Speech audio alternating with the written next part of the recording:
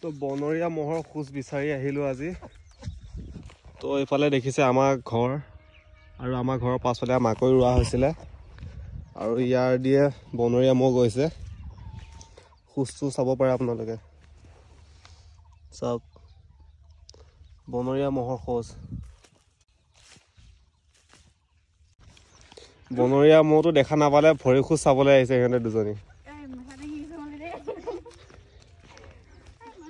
বনৰীয়া মহ খোজ চাবলৈ আহিছে।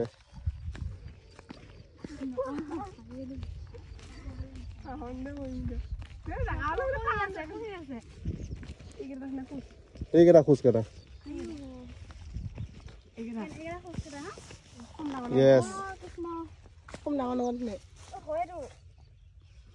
ইফালেহে এনেকে কৰি গৈছে।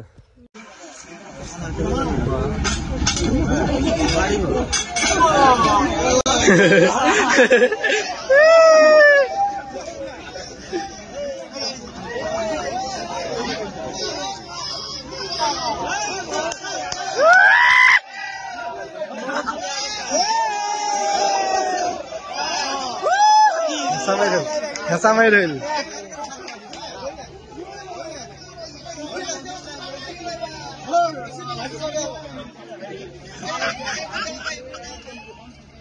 বান্ধি কৰি লৈ যাব পাৰিব এতিয়া।